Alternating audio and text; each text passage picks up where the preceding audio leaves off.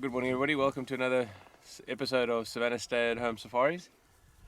A little bit overcast this morning. We're going to be trying to focus a bit more on birds today, if possible. This weather's not ideal for bird watching, but we thought that we would, instead of focusing on animals and showing the odd bird, try and focus on birds and showing the animals that we find along the way. So starting off with a nice flock of guinea fowl out behind us. And a pair of Egyptian geese that have just come in.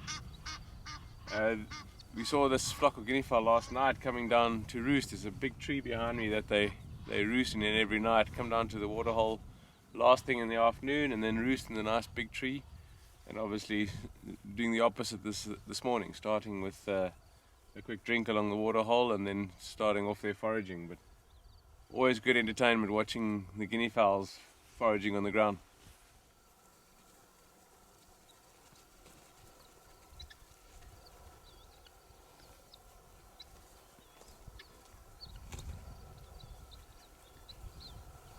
So that was quite interesting, just as we were talking about the flocks coming down to the water at first light for their first drink.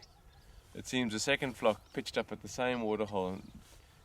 Helmeted guinea fowls are quite territorial, particularly in the breeding season, which we're actually coming out of now, but there's definitely some interaction there. Two birds from the one flock try to sneak over to the other flock for some reason, and it instilled quite a bit of a fight between the two flocks. Both males and females will defend the territory in these inter-flock territorial fights, so quite nice to see that first thing in the morning.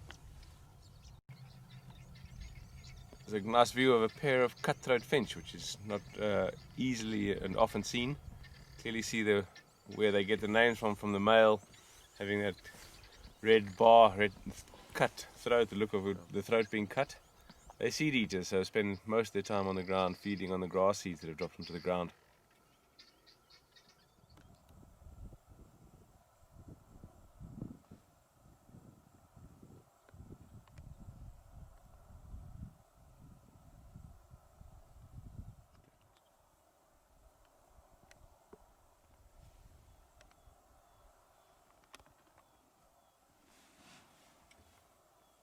So we've been very fortunate of late seeing great viewing of the secretary bird down here in the south on these clearings.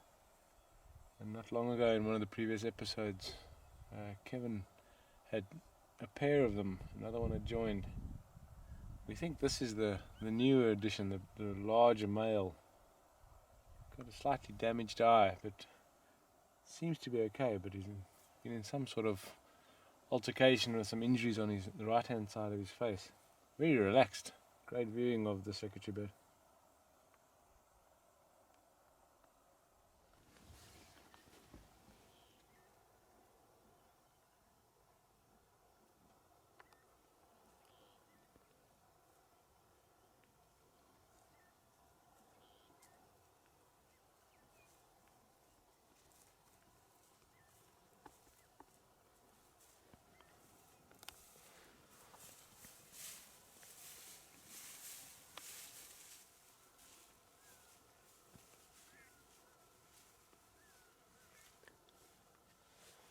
So as luck would have it, when you're looking for birds, you find the bigger game.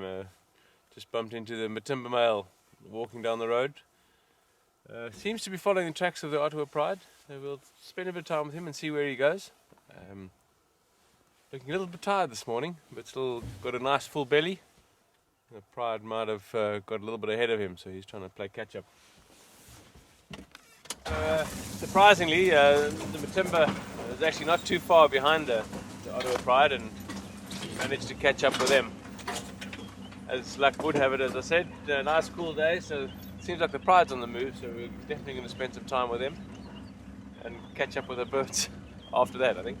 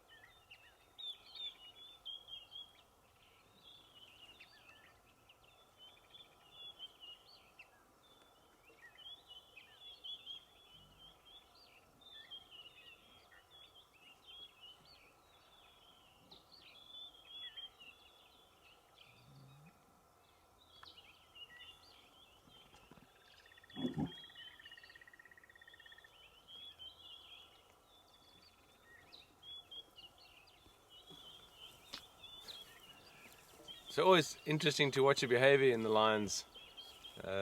Even though the Matimba male is getting on in his years now, that instinct to reproduce is always there, as we've mentioned quite a number of times now. Still testing the chemicals of the female, seeing if she's coming into estrus or not.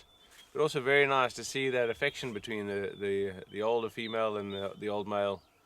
And then obviously just that little bit of aggression, still maintaining dominance. So really fun to watch the interaction in the lines.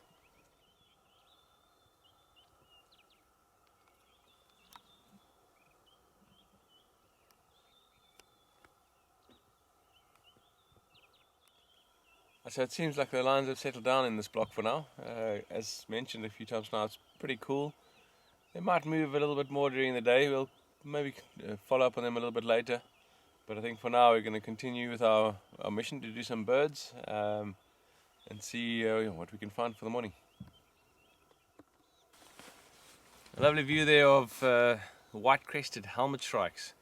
Very interesting birds, as they are flock as a group and are territorial as a group, comprised of a breeding pair, breeding male and female, and then their siblings or offspring from previous breeding attempts. So a little family group that sticks together, and during the breeding season are very territorial and defensive over a territory, but then in the non-breeding season they tend to wander a bit more and are not so territorial.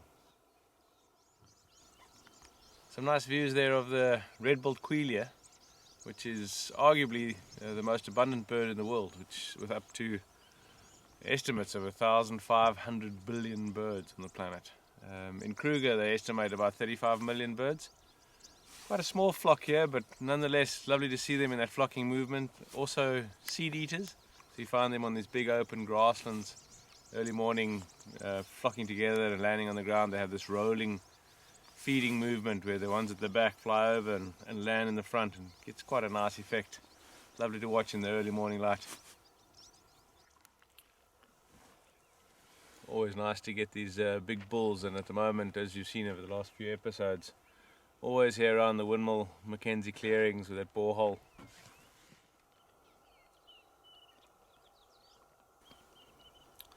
So a nice view of a crested barbet who's at the top of the tree, busy preening himself.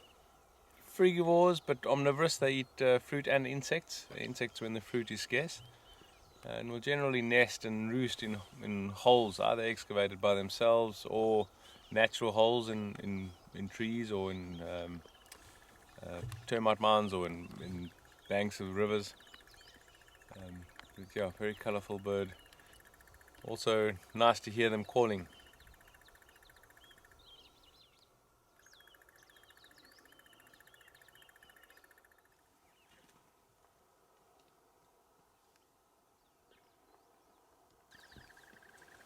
So lovely view of the yellow-billed hornbills. Also very much insectivores, feeding on caterpillars primarily, but at the moment it seems that they've found a bit of a termite infestation there. There must be a lot of termites that have been exposed on the surface, and they've all come down to feed on the termites. Must be at least 20 or 30 yellow-billed hornbills feeding on the ground here. A great view of a male brew sitting in the top of the tree there.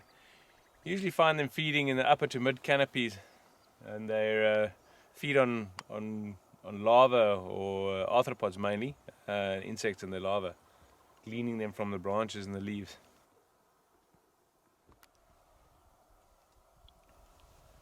There's a few pale flycatchers in this Maruda tree.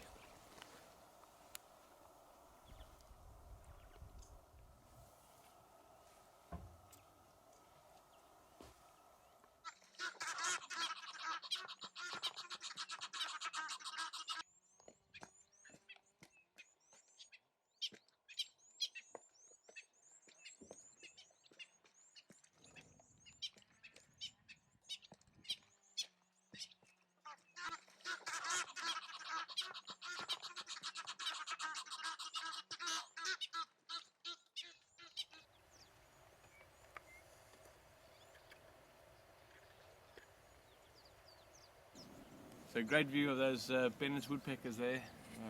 As mentioned, they were seen before in one of the previous episodes. Mainly feeding on the ground. There's the territorial display up on the top of the branch. They feed mainly on insects, on termites predominantly, termites and ants. So you often find them foraging on the ground. But wonderful to see that pair of woodpeckers up in the tree, so well displaying it.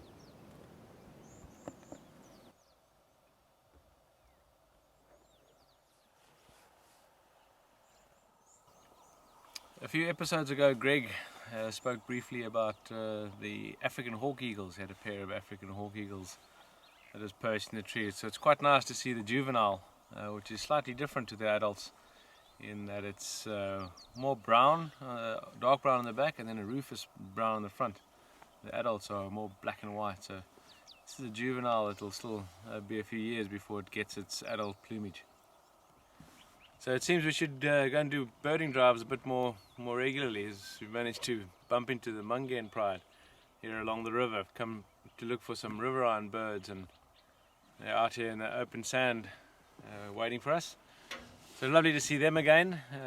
Still nice and full from the buffalo that they had a few days ago, but also nice to see the Ottawa male back with him. He's been missing in action for the last little while, so great to see him back and still looking in fantastic condition.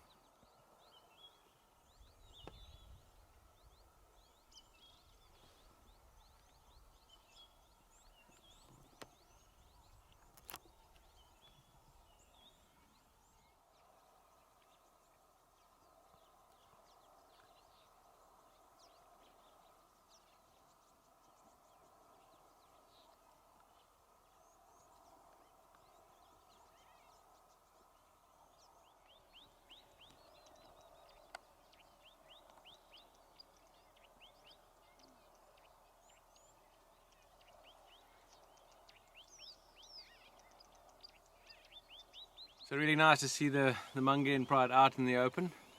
Unfortunately, a little bit far for us to get to through the river. They're on the opposite side of the Sand River, long way for us to get around. So I think they are probably just going to settle in some shade a bit later as it warms up, which it's starting to do now. So we're going to continue with our drive and see what other birds we can get for the morning.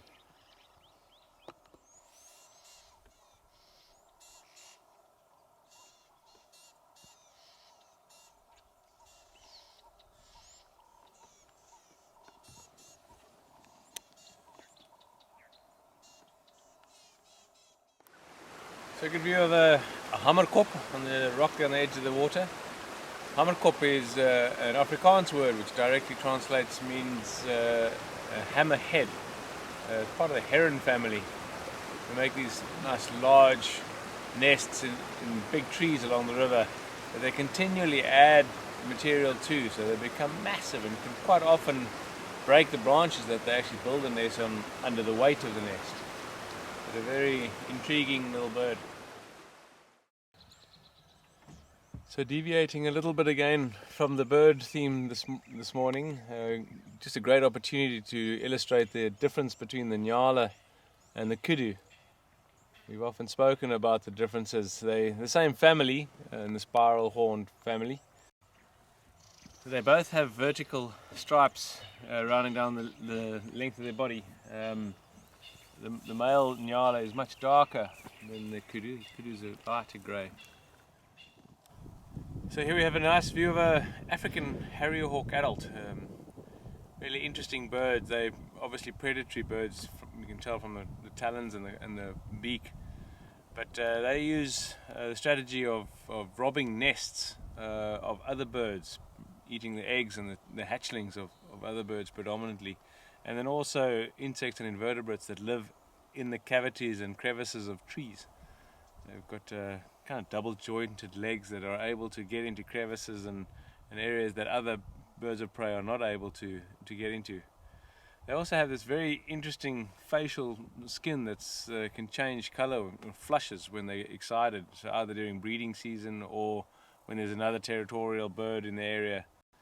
So really nice to be able to see the differences in the facial coloration there as well. So I think we've come to the end of another fantastic morning. managed to get quite a few different species of birds there, which hopefully all the birders enjoyed, and a couple of great sightings of the larger mammals thrown in there as a bonus. So hope you've all enjoyed this morning with us, and we'll see you in the next episode. Stay safe, stay at home, and stay positive. Cheers.